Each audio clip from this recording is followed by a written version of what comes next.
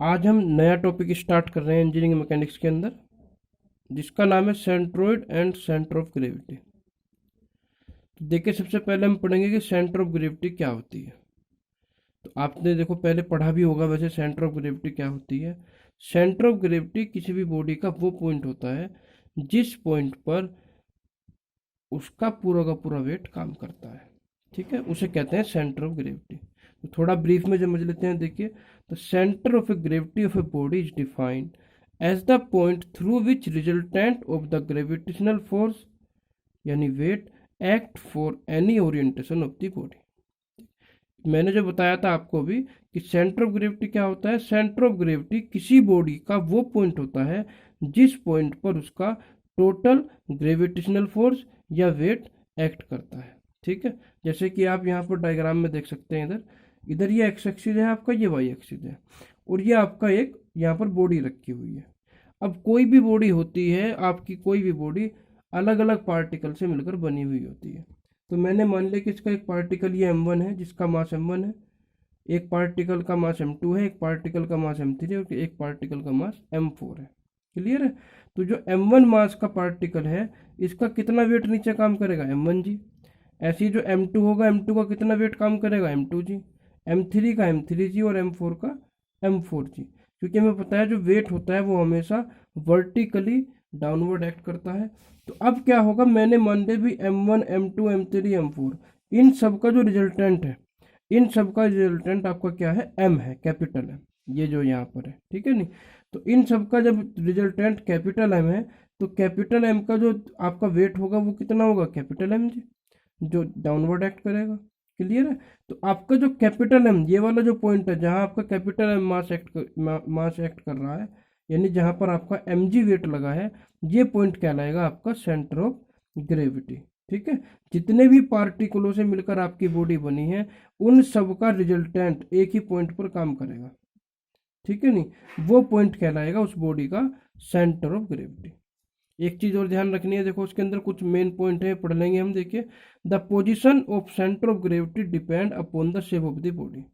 जो पोजीशन होती है सेंटर ऑफ ग्रेविटी की वो किस पर डिपेंड करती है, वो डिपेंड करती है कि आपकी बॉडी की शेप कैसी है, रेक्टेंगुलर है, ट्राइंगल है, या सर्किल में बनी हुई है, स्पेरिकल है। तो अलग अलग शेप का अलग अलग सेंटर ऑफ ग्रेविटी होगा। जैसे ही किसी बॉडी की शेप चेंज होगी उसका सेंटर ऑफ ग्रेविटी भी चेंज हो जाएगा। क्लियर है। It is an imaginary point which में अकर इनसाइड और आउटसाइड ऑफ द बॉडी। ये आपका एक इमेजिनरी पॉइंट होता है जो बॉडी के अंदर भी हो सकता है और बॉडी के बाहर भी हो सकता है। जरूरी नहीं है कि सेंटर ऑफ ग्रेविटी आपका बॉडी के अंदर ही हो, वो पॉइंट बॉडी के बाहर भी हो सकता है। क्लियर है।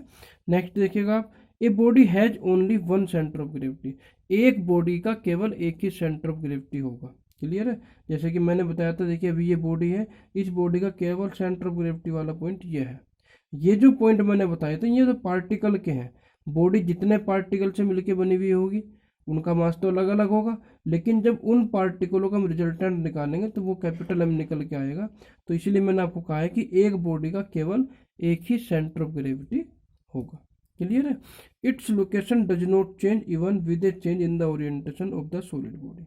अगर हम किसी सॉलिड बॉडी के ओरिएंटेशन को चेंज कर दें, यानी वो वर्टिकली रखी है तो उसे हॉरिजॉन्टली रख दें या उसे किसी एंगल पर रख दें, तब भी उसका आपका सेंटर ऑफ ग्रेविटी चेंज नहीं होगा, उसकी लोकेशन एज इट इज बनी रहेगी। क्लियर है। तो आप बॉडी को किसी भी पोजीशन में किसी भी तरह से रख दें, उसका सेंटर ऑफ ग्रेविटी चेंज नहीं होगा। क्लियर है। लास्ट है, देखिए, it lies in a plane of symmetry if any of a body. अगर कोई भी बॉडी आपकी सिमेट्रिकल बॉडी है तो उस केस में आपका जो सेंटर ऑफ ग्रेविटी होगा वो सिमेट्रिकल एक्सिस पर लाई करेगा। सिमेट्रिकल बॉडी आपको पता होगी, देखो किसे कहते हैं। अगर हम किसी बॉडी को ऐसे दो पार्ट में डिवाइड करते हैं जिससे कि आपके दोनों पार्ट इस तरह से नजर आए जिस तरह से एक दूसरा पार्ट मिरर में देखकर नजर आता है, तो उसे कहते हैं सिमेट्री। क्लियर है। आगे पढ़ाएंगे, देखिए सिमेट्री के बारे में आपको ब्रीफ में बताएंगे कि सिमेट्री होती क्या है। अब बढ़ते हैं, देखिए आगे। अभी हमने आपको बताया कि सेंटर ऑफ ग्रेविटी क्या होती है। अब हम बात करेंगे सेंट्रोइड की, कि सेंट्रोइड क्या होता है। सेंटर ऑफ ग्रेविटी का हमने आपको बताया कि सेंटर ऑफ ग्रेविटी बॉडी का वो पॉइंट होता है जिस पॉइंट पर उसका टोटल वेट एक्ट करता है। क्लियर है। अब देखिए बात करते हैं सेंट्रोइड की। सेंट्रोइड क्या है, देखिए, it is defined as geometrical centre of a body. Centroid क्या होता है, किसी भी बॉडी का ज्योमेट्रिकल सेंटर होता है। ज्योमेट्रिकल सेंटर जैसे जैसे देखिए यहाँ पर आप देखिए एक छोटा सा रेक्टेंगल बना है ए बी सी डी। अब जो ये A B C D rectangle बना है, इसका ज्योमेट्रिकल सेंटर कैसे निकलेगा, मैंने इस ए बी का हाफ कर दिया तो ये लाइन आ गई, फिर इधर मैंने ए डी का हाफ कर दिया तो ये लाइन आ गई। तो जिस पॉइंट पर आपके दोनों ये लाइनें काट रही हैं वो आपका पॉइंट कहलाएगा सेंट्रोइड, किसका, रेक्टेंगल का। क्लियर है, ये तो मैंने एक एग्जांपल बताया आपको, आगे भी किस बॉडी का सेंट्रोइड क्या होगा वो आपको समझाएंगे। तब तक ये पढ़ लेते हैं कि सेंट्रोइड होता क्या है, क्या क्या इसकी प्रॉपर्टीज होती हैं। तभी मैंने आपको बताया, देखिए, it is defined as geometrical centre of a body. Centroid क्या होगा, किसी भी बॉडी का ज्योमेट्रिकल सेंटर होगा, ठीक है ना। ज्योमेट्रिकल मतलब वो किस शेप में बनी हुई है, इसका वेट से कोई मतलब नहीं होता, मास से कोई मतलब नहीं होता, केवल और केवल ज्योमेट्री से मतलब होता है, ठीक है। उसकी लेंथ कितनी है, उसकी रेडियस कितनी है, या उसकी विड्थ कितनी है, इस पर डिपेंड करता है बस, ठीक है। तो देखिए, the plane figure such as rectangle, parallelogram, triangle, polygon, circle and line etcetera have only the length, area and volume and no mass और वेट। इसने कहा है, देखो, जो प्लेन फिगर होती है, प्लेन फिगर वो होती है जिनका कोई मास या कोई वेट या कोई वॉल्यूम नहीं होता, सॉरी, कोई मास और कोई वेट नहीं होता। उनकी क्या होगी, उनकी लेंथ होगी, एरिया होगा या वॉल्यूम होगा। क्लियर है, वही इसने कहा है, देखिए, the plane figure such as rectangle, parallelogram, triangle, polygon, circle and line etcetera have only the length, area and volume, जो केवल लेंथ, एरिया और वॉल्यूम रखती हैं, एंड नो मास और वेट, और उसका कोई भी मास और वेट नहीं है, ठीक है नहीं। तो उस केस में देखिए क्या होगा, the point where the entire length, area और volume is assume to be concentrated is called the centroid. जैसे कि मैंने सेंटर ऑफ ग्रेविटी के अंदर बताया था कि जिस पॉइंट पर उसका टोटल वेट एक्ट करेगा वो उसका सेंटर ऑफ ग्रेविटी कहलाएगा, ठीक है नहीं। तो सेंट्रोइड वो पॉइंट होगा जिस पॉइंट पर उसकी टोटल लेंथ, टोटल एरिया या टोटल वॉल्यूम कंसंट्रेट करेगा, ठीक है नहीं, वो कहलाएगा आपका सेंट्रोइड। अब देखिए इसके कुछ पॉइंट है main. The point is called the centroid of line, centroid of area and centroid of volume as the case में बी। अगर आप किसी लाइन का सेंट्रोइड निकाल रहे हैं तो हम उसे कहेंगे सेंट्रोइड ऑफ लाइन। अगर आप किसी एरिया का सेंट्रोइड निकाल रहे हैं तो आप उसे कहेंगे सेंट्रोइड ऑफ एरिया। और अगर आप किसी वॉल्यूम का सेंट्रोइड निकाल रहे हैं तो आप उसे कहेंगे सेंट्रोइड ऑफ वॉल्यूम। तो हर केस में यह अलग अलग हो जाएगा, आपको ध्यान रखना है आप निकाल किसका सेंट्रोइड रहे हैं, लाइन का निकाल रहे हैं, एरिया का निकाल रहे हैं, वॉल्यूम का निकाल रहे हैं। क्लियर है। नेक्स्ट देखिए, the movement of area about any axis passing through the centroid is zero. ठीक है, जैसे ये सेंट्रोइडल एक्सिस है आपकी, ये भी सेंट्रोइडल एक्सिस है क्योंकि इन्हीं एक्सिस से आपका सेंट्रोइड मिल रहा है। तो अगर मैं इन एक्सिस के अबाउट क्या निकालूंगा, मूवमेंट ऑफ एरिया निकालूंगा। अब आगे हम पढ़ेंगे, इससे अगले चैप्टर में मूवमेंट ऑफ इनर्शिया पढ़ेंगे, ठीक है नहीं। तो अगर हम मूवमेंट ऑफ एरिया निकालते हैं सेंट्रोइड एक्सिस के अबाउट तो वो क्या होगा, जीरो होगा। क्लियर है, किसी भी एक्सिस का कोई भी एक्सिस हो जो आपकी, अगर कोई भी एक्सिस आपकी सेंट्रोइड एक्सिस से होकर जा रही है तो उसका मोमेंट ऑफ इनर्शिया जीरो हो जाएगा। क्लियर है। अब आगे देखिएगा आप क्या कहा है इसने, if value of gravity is uniform for each part. अगर आपकी जो वैल्यू ऑफ ग्रेविटी है वो क्या है, वो आपकी यूनिफॉर्म है पूरे की पूरी बॉडी के अंदर, ठीक। And the solid is of uniform density throughout, और सॉलिड की जो डेंसिटी है वो भी थ्रू आउट सेम है। Then the centroid, centre of gravity and centre of mass are coincident. Clear है। अगर आपकी किसी भी सॉलिड बॉडी के अंदर ग्रेविटी की वैल्यू सेम है और उसकी डेंसिटी की वैल्यू सेम है, तब उस केस में आपका सेंट्रोइड, सेंटर ऑफ ग्रेविटी और सेंटर ऑफ मास क्या होंगे, कोइंसिडेंट होंगे। कोइंसिडेंट मतलब एक ही पॉइंट पर एक्ट करेंगे तीनों के तीनों। क्लियर है। उसके लिए ध्यान रखना है ग्रेविटी सेम होनी चाहिए पूरी बॉडी के अंदर और डेंसिटी सेम होनी चाहिए। क्लियर है। अब इसमें देखिए एक वर्ड आया सेंटर ऑफ मास। भाई सेंट्रोइड मैंने आपको पढ़ा दिया, सेंटर ऑफ ग्रेविटी पढ़ा दिया। अब ये सेंटर ऑफ मास क्या है, देखिए सेंटर ऑफ मास क्या होता है आपका, centre of mass is the point where the entire mass of a body may be suppose to be concentrated. ठीक है ना, जैसे सेंटर ऑफ ग्रेविटी में क्या है, वेट काम कर रहा था, सेंट्रोइड में क्या काम कर रहा था, उसकी लेंथ, उसका एरिया या वॉल्यूम। तो ऐसे ही सेंटर ऑफ मास में क्या होगा, सेंटर ऑफ मास में वो पॉइंट जिस पर उसका टोटल मास एक्ट कर रहा हो वो कहलाएगा सेंटर ऑफ मास। तो इस तरह से देखिए मैंने आपको तीनों बता दिया, सेंट्रोइड, सेंटर ऑफ मास और सेंटर ऑफ ग्रेविटी। अब बढ़ते हैं, देखिए आगे। आगे देखिए क्या आता है, लोकेशन ऑफ सेंट्रोइड।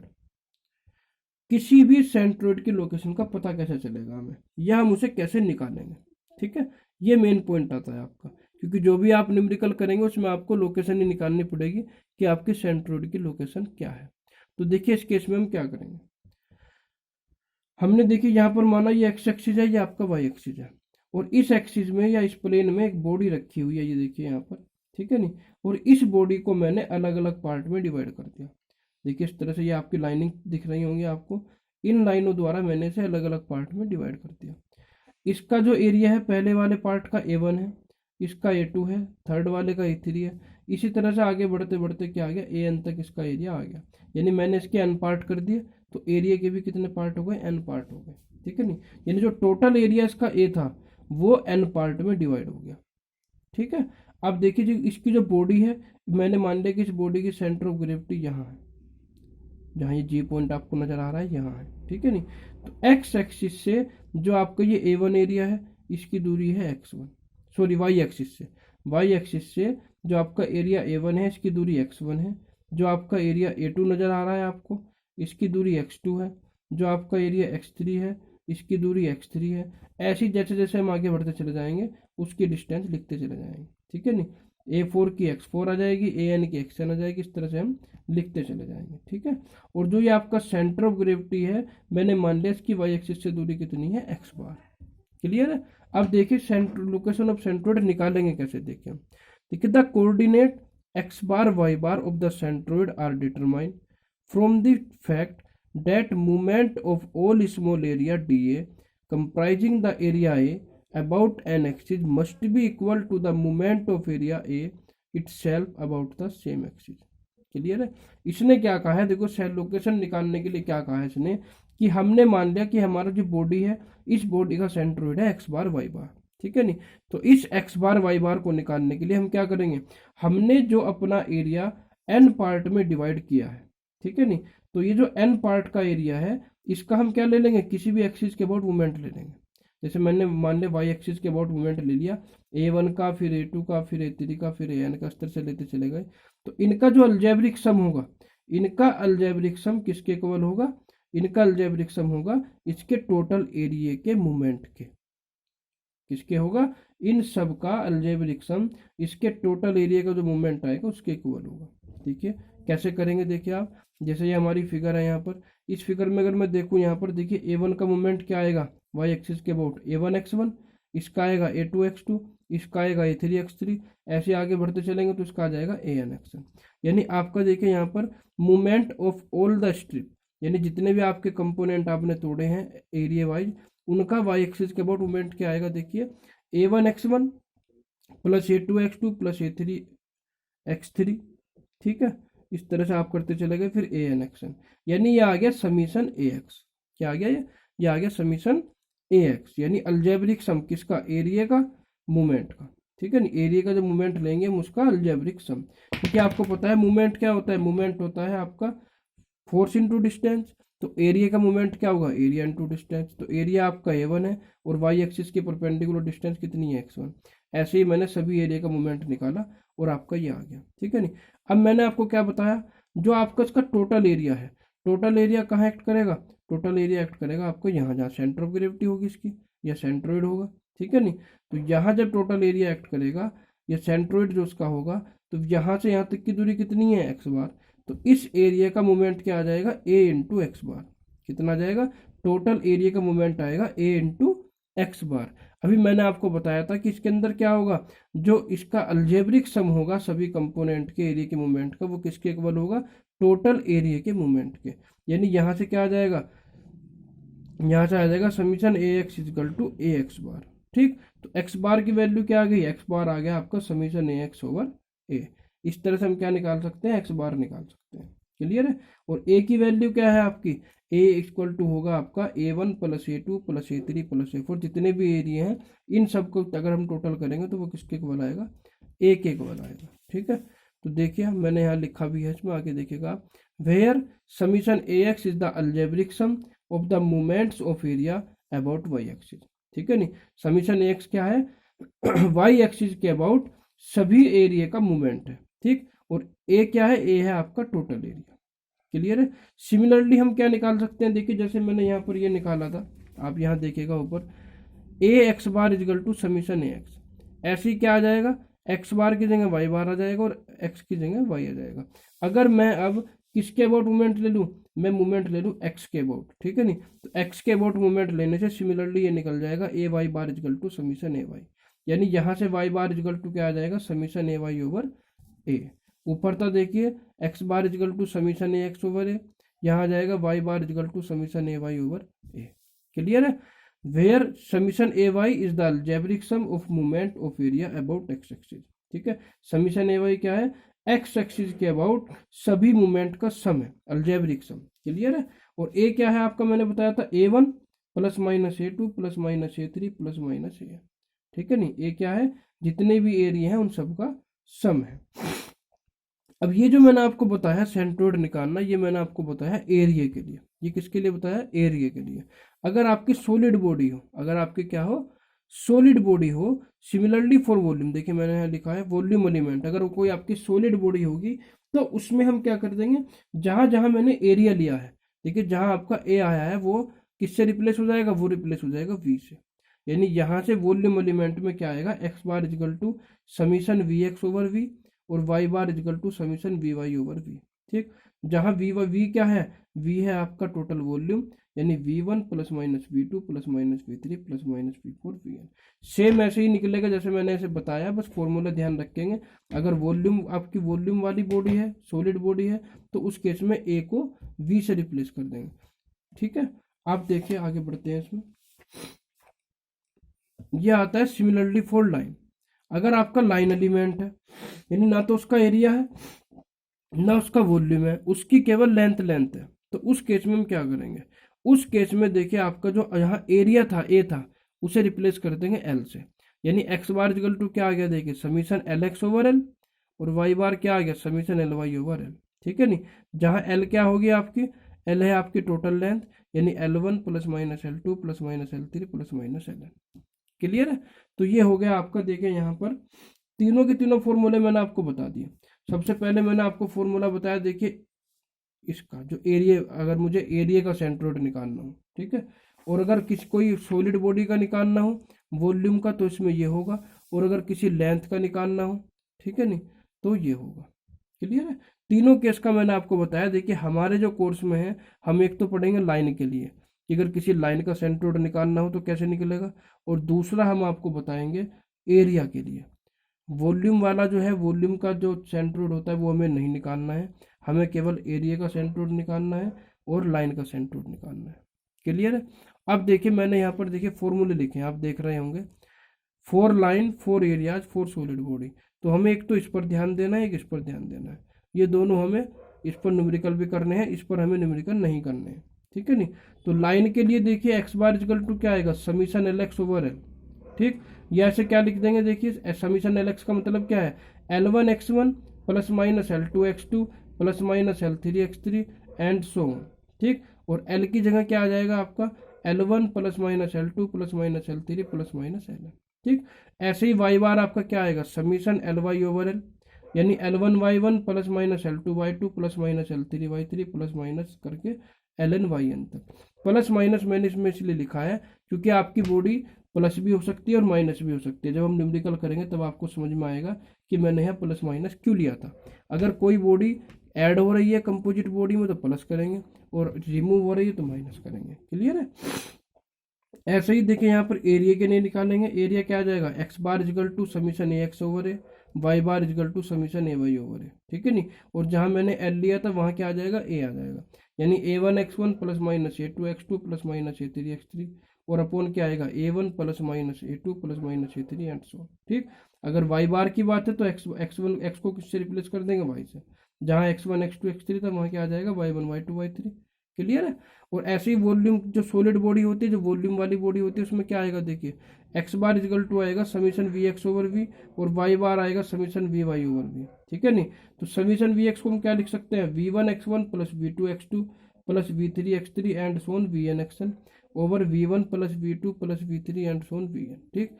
और ऐसे ही हमने वाई बार को क्या लिखा, समीशन Vy ओवर V, यानी V1 Y1 plus minus V2 Y2 plus minus V3 Y3 plus minus Vn Yn over V1 plus minus V2 plus minus V3 and so. सब फॉर्मूले एक ही जैसे हैं, ठीक है नहीं। बस अगर लेंथ के लिए है तो L रखेंगे उसमें, एरिया है तो A रखेंगे, और वॉल्यूम है तो V रखेंगे। इतना सा फर्क है और कोई फर्क इसके अंदर नहीं है। अब देखिए आगे पढ़ते हैं हम। आगे क्या है आपका, आगे है आपका procedure to find centroid of composite area of line. अगर किसी भी कंपोजिट एरिया किसे कहते हैं, देखिए कंपोजिट एरिया लाइन वो होंगी जिसके अंदर एक से ज़्यादा एरिया जुड़े हुए होंगे या एक से ज़्यादा लाइन जुड़ी हुई होंगी, उसे कहेंगे कंपोजिट एरिया या कंपोजिट लाइन, ठीक है। देखिए इसके प्रोसीजर क्या है। सबसे पहले स्टेप वन हम क्या करेंगे, select suitable coordinate axis if not given. अगर आपका जो जिस बॉडी का आपको सेंट्रोइड निकालना है, अगर आपको उसका एक्सिस दिया गया है कि एक्स एक्सिस ये है, वाई एक्सिस ये है, तो फिर तो आपको स्टेप 1 में कुछ नहीं करना, ठीक है नहीं। आपके जो एक्सिस है आप उसी पॉइंट को ओरिजिन मानकर उसका कोड सेंट्रोइड निकाल सकते हैं।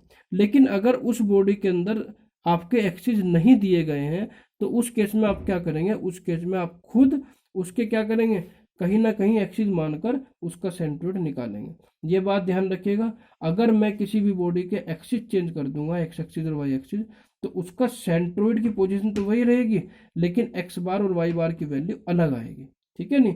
तो हर ओरिजिन पॉइंट के लिए आपका एक्स बार वाई बार चेंज हो जाएगा, लेकिन पोजीशन आपकी बॉडी के अंदर सेंट्रोइड की वही बनी रहेगी। क्लियर है। जब न्यूमेरिकल करेंगे तब आपको समझ में आ जाएगा। अब स्टेप 2 की बात करते हैं। स्टेप 2 में देखिए क्या करना है, कोऑर्डिनेट एक्सिस लेने के बाद हमें क्या करना है, divide given area line into different part having known area और length and known centroidal distance. उसके बाद जो हमारी कंपोजिट बॉडी है जिसके अंदर एक से ज़्यादा एरिया दिए गए हैं या एक से ज़्यादा लेंथ दी गई है, हम क्या करेंगे, उसे अलग अलग एरिया में या अलग अलग लाइन में डिवाइड कर लेंगे। इस तरह से डिवाइड करेंगे कि मैं उसका एरिया भी निकाल सकूं और उसका मैं क्या निकाल सकूं, उस पार्ट का मैं सेंट्रोइडल डिस्टेंस भी निकाल सकूं। क्लियर है नहीं। तो इस तरह से हम क्या करेंगे, उसे एरिया में डिवाइड करेंगे जिससे कि उसका एरिया और सेंट्रोइडल डिस्टेंस हम आसानी से निकाल सकें। उसके बाद आता है आपको, देखिए क्या चेक करेंगे, check the symmetry of the figure. फिर हम चेक करेंगे कि जो आपकी फिगर है वो सिमेट्री है या नहीं है, क्योंकि अगर आपकी फिगर सिमेट्री होगी उस केस में आपका एक सेंट्रोइड आसानी से निकल जाएगा बिना कैलकुलेशन के, ठीक है। देखिए if section is symmetrical about x axis, अगर आपका सेक्शन आपकी बॉडी एक्स एक्सिस के अबाउट सिमेट्रिकल है, तब उस केस में हम we can find y bar directly without any calculation. तो उस केस में हम वाई बार को बिना कैलकुलेशन के निकाल सकते हैं, ठीक। और अगर if section is symmetrical about Y axis, अगर आपका सेक्शन वाई एक्सिस के अबाउट सिमेट्रिकल है, तब क्या होगा, देखिए we can find x bar directly without any calculation. तब हम एक्स बार को डायरेक्टली बिना कैलकुलेशन के निकाल सकते हैं, ठीक है। ये आ गया आपका स्टेप 3। अब बात करते हैं देखिए स्टेप 4 की। स्टेप 4 क्या आता है आपका, फिर हम डिटरमाइन करेंगे x1 x2 x3 y1 y2 y3 और a1 a2 a3 for all part. यानी जितने भी पार्ट में आपने डिवाइड किया है बॉडी को, कंपोजिट बॉडी को, उनका सबका सेंट्रोइडल निकालेंगे। हर एरिया का अलग अलग सेंट्रोइड आएगा। जैसे कोई पहला पार्ट है उसका सेंट्रोइड आएगा x1 y1, ठीक, और एरिया आएगा a1। तो हर पार्ट में x y और a तीनों वैल्यू हम निकालेंगे। तीनों वैल्यू निकालने के बाद सभी पार्ट की फिर क्या करेंगे, देखिए find out coordinate by using formula of X bar और वाई बार, ठीक। उसके बाद सारी की सारी वैल्यू निकाल के जो मैंने आपको ये फॉर्मूले बताए हैं इस फॉर्मूले के अंदर रखेंगे और आप यहाँ से एक्स बार वाई बार की वैल्यू कैलकुलेट कर देंगे। तो ये था आपका देखिए प्रोसीजर किसे फाइंड आउट करने का, एरिया निकालने का और सेंट्रोइड निकालने का, ठीक है नहीं। तो कैसे कैसे सेंट्रोइड निकालना है 5 स्टेप मैंने आपको बताए हैं। जब न्यूमेरिकल करेंगे तब इसका ध्यान रखेंगे, तब इसी से हम पूरे के पूरे न्यूमेरिकल को सोल्व करेंगे। देखिए अब हम बात करेंगे, सबसे पहले जो मैं आप बात करूंगा इसके अंदर मैंने आपको बताया था कि हमें 2 चीज़ों का सेंट्रोइड निकालना है। एक सेंट्रोइड निकालना है हमें लेंथ का और एक निकालना है एरिया का, ठीक। तो सबसे पहले हम लेंथ वाले पार्ट को लेकर चलेंगे क्योंकि लेंथ वाले पार्ट ईजी भी है और लगभग इसके 4-5 ही न्यूमेरिकल होंगे जो आपको कराने हैं, ठीक है। तो ये जल्दी से हमारा फिनिश भी हो जाएगा। तो सबसे पहले हम देखिए लाइन सेगमेंट की बात करते हैं। देखिए length and centroid of some common line segment, ठीक है। कुछ लाइन सेगमेंट, मतलब देखो लाइन सेगमेंट क्या होता है, लाइन सेगमेंट होता है जैसे आपका तार हो गया या रस्सी हो गया, जो बहुत बारीक हो, जिसका ना एरिया हो ना वॉल्यूम हो, उसे कहते हैं लाइन सेगमेंट। ठीक है, जैसे पहला है देखिए ए स्ट्रेट लाइन, ये आपकी देखिए स्ट्रेट लाइन है ए बी, जो आपको ग्रीन कलर में दिख रही होगी यहाँ, ये आपकी स्ट्रेट लाइन ए बी है जिसकी लेंथ एल है। ठीक, तो इस लाइन का अगर कोई स्ट्रेट लाइन है उसका सेंट्रोइड कैसे निकलेगा? ठीक है, कुछ नहीं करना हमें, स्ट्रेट लाइन का बस सिर्फ हाफ कर देना है। ठीक, जैसे इसकी लेंथ एल है तो ये आ जाएगी एल बाई टू, ये आ जाएगी एल बाई टू, तो बीचों बीच इसका क्या निकल जाएगा? सेंट्रोइड निकल जाएगा। ठीक है नहीं, तो यहाँ पर देखिए ये मैंने एक्स एक्सिस माना, ये मैंने वाई एक्सिस माना, तो आपका ये आ गया ओरिजिन पॉइंट। ठीक है नहीं, तो ओरिजिन से इसकी जी की दूरी कितनी है? देखिए एक्स बार पर एल बाई टू और वाई बार पर कितनी है? जीरो। ठीक है नहीं, तो एक्स बार आ गया एल बाई टू और वाई बार आ गया आपका जीरो। ठीक है नहीं, अगर मैं ये एक्सिस चेंज कर दूं, ये वाई एक्सिस में यहाँ रख दूं उठा के, ये वाई एक्सिस में इधर रख दूं, ठीक है नहीं, या एक्स एक्सिस को ऊपर नीचे ले जाऊं कहीं भी, तो आपकी ये पोजीशन चेंज हो सकती है एक्स बार वाई बार की, ये ध्यान रखिएगा आप। ठीक है नहीं, जरूरी नहीं है कि हर बार आपका x bar L by two और वाई बार जीरो ही हो, आपको बस इतना ध्यान रखना है। मैं आपको बता दूं, एक स्ट्रेट लाइन है, उस स्ट्रेट लाइन का अगर मैं हाफ कर दूंगा तो उसके बीचों बीच आपका क्या आएगा? सेंट्रोइड आएगा। क्लियर है, तो ये आ गया आपका स्ट्रेट लाइन का। अब मैं बात करता हूँ देखिए इंक्लाइंड लाइन की। अगर आपकी इस तरह से इंक्लाइंड लाइन है, इसी लाइन को मैंने इंक्लाइन कर दिया थीटा एंगल पर, जिसकी लेंथ कितनी है? एल है, तो इसका सेंट्रोइड देखिए कैसे निकलेगा। मैं क्या करूँगा, सबसे पहले जो ये एल है इसका हाफ करूँगा, हाफ करने के बाद आपका ये पॉइंट आ जाएगा। ठीक है नहीं, ये पॉइंट आ गया आपका, यानी यहाँ से यहाँ तक लेंथ कितनी आ गई? L by two. अब इस एल बाई टू का जो हॉरिजॉन्टल कंपोनेंट आएगा यहाँ से यहाँ तक, वो तो कहलाएगा इसका एक्स बार, यानी L by two cos theta, और इस एल बाई टू का जो वर्टिकल कंपोनेंट आएगा वो कहलाएगा आपका L by two sine theta, वो कहलाएगा वाई बार। ठीक, क्लियर है। लेंथ इसकी यहाँ भी एल थी और यहाँ भी इसकी लेंथ एल ही आएगी। क्लियर है, आपका चाहे इंक्लाइन मेंबर रखा हो या स्ट्रेट रखा हो, लेंथ हमेशा उसकी सेम ही रहेगी, लेंथ में कोई चेंज नहीं होगा। क्लियर है, तो ध्यान रखिएगा इंक्लाइंड लाइन में क्या करेंगे, पहले लेंथ का हाफ करेंगे, फिर उस हाफ का हॉरिजॉन्टल कंपोनेंट लेंगे, वो आ जाएगा एक्स बार, और वर्टिकल कंपोनेंट लेंगे, वो आ जाएगा वाई बार। ठीक, अब बात करते हैं देखिए सर्कुलर आर्क की। सर्कुलर आर्क का मतलब जैसे आपको कोई तार है, आपने उस तार को क्या कर दिया? घेरा बना दिया, उसका एक गोला बना दिया इस तरह से। ये जो आपको यहाँ पर देखिए, जहाँ जहाँ पेन चला रहा हूँ मैं, ये वाली जो चीज़ है ये है आपका सर्कुलर आर्क। ये सॉलिड बॉडी नहीं है, ये केवल ये आर्क है, जहाँ जहाँ मैं पेन चला रहा हूँ उस तरह से आपने ये आर्क बना दी, यानी इस तरह से आपने क्या करा? एक सर्किल बना दिया। तो इस सर्किल में क्या होगा देखिए, इस सर्किल के अंदर जो सेंट्रोइड निकलेगा, देखिए ये आपका एक्स एक्सिस है, ये आपका वाई एक्सिस है, तो इसका जो सेंट्रोइड काम करेगा इसके बिल्कुल सेंटर में काम करेगा, यानी ठीक है नहीं, यानी जहाँ से मैंने जितनी डिस्टेंस लेकर इस सर्किल को बनाया है, जितनी रेडियस लेकर मैंने सर्किल को बनाया है, वो सेंट्रोइड, वो जिसका सेंटर पॉइंट जो होगा सर्किल का, वो क्या कहलाएगा? इसका सेंट्रोइड। यानी यहाँ पर देखिए, यहाँ से यहाँ तक डिस्टेंस कितनी आ जाएगी? आर रेडियस, और यहाँ से यहाँ तक डिस्टेंस कितनी आ जाएगी? आर, तो एक्स बार की वैल्यू आ जाएगी आर, वाई बार की वैल्यू आ जाएगी आर। ठीक है नहीं, और लेंथ इसकी कितनी रहेगी? जो आपने पूरा जो उस तरह से ये आपने ये जो इसकी लेंथ है वो क्या कहलाएगी? इसकी परिधि के इक्वल होगी। परिधि कितनी होगी इसकी? पेरीमीटर होगी इसकी 2 पाई आर। ठीक है नहीं, तो सर्कुलर आर्क के अंदर आप ध्यान रखेंगे, जो सर्कुलर आर्क का सेंटर पॉइंट होगा वही उसका सेंट्रोइड होगा। क्लियर है। अब देखिए, अब नेक्स्ट बढ़ते हैं आपका सेमी सर्किल पर। अगर सेमी सर्किल है, सेमी सर्किल का मतलब देखिए आपको, जो नीली लाइन आपको दिख रही है, आपने इस तरह से तार को जोड़ दिया। ठीक है नहीं, अब इस सेमी सर्किल को बनाने के लिए आपने कोई ना कोई सेंटर तो लिया होगा, तो वो सेंटर, उस सेंटर से अंदर की तरफ चलेंगे हम, उस सेंटर से अंदर की तरफ चलेंगे। कितना अंदर की तरफ चलेंगे हम? 2r upon pi. कितना चलेंगे? 2r upon pi. ठीक है नहीं, देखिए ये आपका एक्स एक्सिस मान लिया मैंने, और ये आपका वाई एक्सिस बीचों बीच यहाँ मान लिया, तो ओरिजिन पॉइंट आपका ये आ गया। तो ओरिजिन से आपका जो सेंट्रोइड आया वो वाई एक्सिस पर आया। अगर आपका सेंट्रोइड वाई एक्सिस पर है, उस कंडीशन में हमेशा एक्स बार की वैल्यू 0 होगी। क्लियर है, और यहाँ पर वाई बार क्या आएगा इसका? 2r अपॉन पाई, ये ध्यान रखिएगा आप। और इसकी लेंथ कितनी हो जाएगी? देखिए सर्किल की लेंथ 2 पाई आर, तो सेमी सर्किल की कितनी हो जाएगी? पाई आर, यानी उसकी आधी हो जाएगी। ठीक है, अब क्वार्टर सर्किल, क्वार्टर सर्किल में देखिए क्या होगा? क्वार्टर सर्किल में क्या आपका देखिए इतना सर्किल बचेगा, आधा आधा, यानी यहाँ से ये इतना पार्ट, यानी ये वाला जो आपको ग्रीन कलर की पट्टी दिख रही होगी ये बचा बस। ठीक है नहीं, तो ये आपका सेंटर हो गया, जहाँ से आपने क्वार्टर सर्किल का चाप भर के क्वार्टर सर्किल बनाया। ये आपका एक्स एक्सिस है, ये आपका वाई एक्सिस है। ठीक, ये इसका सेंटर पॉइंट है। तो इसके सेंटर पॉइंट से एक्स डायरेक्शन में कितना चलेंगे? 2r अपॉन पाई, और वाई डायरेक्शन में कितना चलेंगे? 2r upon pi. ठीक है नहीं। और एक्स एक्सिस पर जब मैं 2r/पाई चला तो मैंने एक लाइन खींच दी इस तरह से, और जब मैं वाई एक्सिस पर 2r/पाई चला तो मैंने ये लाइन ड्रॉ कर दी। तो ये दोनों लाइन जहाँ ड्रॉ करेंगी वो कहलाएगा इसका सेंटर ऑफ ग्रेविटी।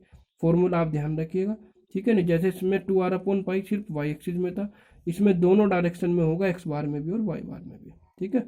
और लेंथ कितनी आएगी, देखिए सर्किल की लेंथ थी पाई आर, इसकी आ गई थी, सॉरी सर्किल की थी 2πr, इसकी सरकमफ्रेंस कितनी आ गई पाई आर, और इसका पेरीमीटर कितना आएगा यहाँ पर, या इसकी लेंथ कितनी आएगी πr/2, ठीक है। अब देखिए, अब आती है an arc of a circle. अगर कोई आपकी आर्क बनी हुई है इस तरह से, जो ना सेमी सर्किल है, ना क्वार्टर सर्किल है, ना पूरा सर्किल है, केवल एक आर्क है जिसकी रेडियस आर है, और ये इसका एक्सिस है इस तरह से बीचों बीच जो जा रहा है, जो इसके एंगल को दो पार्ट में डिवाइड कर रहा है, ये अल्फा ये अल्फा, ठीक है नहीं। ये आपका कितना है, आर है, ठीक। तो इसका सेंट्रोइड जो होगा, इसका सेंट्रोइड उस एक्सिस पर होगा जो इसके एंगल को दो पार्ट में डिवाइड कर रहा है, ये ध्यान रखिएगा। देखिए ये वाला जो एक्स एक्सिस है, एक्स एक्सिस ऐसा एक्सिस है जो इसे दो पार्ट में डिवाइड कर रहा है, ठीक है। तो इसके इस पॉइंट से, जहां से मैंने इस आर्क को बनाया है, इसके सेंटर पॉइंट से उस एक्सिस पर, जिस एक्सिस, जो एक्सिस आपका एंगल को दो पार्ट में डिवाइड कर रहा है, उसमें कितनी दूरी चलनी पड़ेगी, उसमें आपको चलनी पड़ेगी r sine alpha over alpha, ठीक है, r sine alpha over alpha. तो ये ध्यान रखिएगा। और वाई बार इसके अंदर 0 होगा, क्योंकि आपका जो एक्सिस है वो एक्स एक्सिस पर आ रहा है, ध्यान रखिएगा आप। अगर आपका सेंट्रोइड एक्स एक्सिस पर आएगा तो वाई बार 0 होगा, और आपका सेंट्रोइड अगर वाई एक्सिस पर आएगा तो एक्स बार आपका 0 होगा, ये ध्यान रखिएगा। और इसकी लेंथ आएगी, देखिए 2r अल्फा, जैसे उसके अंदर था 2πr, इसके अंदर आएगा 2r अल्फा। तो ये लेंथ आ गई आपका, ये वाई बार आ गया, ये आपका एक्स बार आ गया। जब हम आपको इसको न्यूमेरिकल कराएंगे तब आपको डीपली अच्छे समझाएंगे। अभी तो आप ये फॉर्मूला याद कर लीजिएगा, देख लीजिएगा किस तरह से, किस शेप का, किस तरह से हम सेंट्रोइड निकालते हैं। तो अगले लेक्चर में हम आपको लाइन सेगमेंट के न्यूमेरिकल कराएंगे, जिससे कि आपके सारे डाउट क्लियर हो जाएंगे। तो आज के लिए इतना ही, धन्यवाद।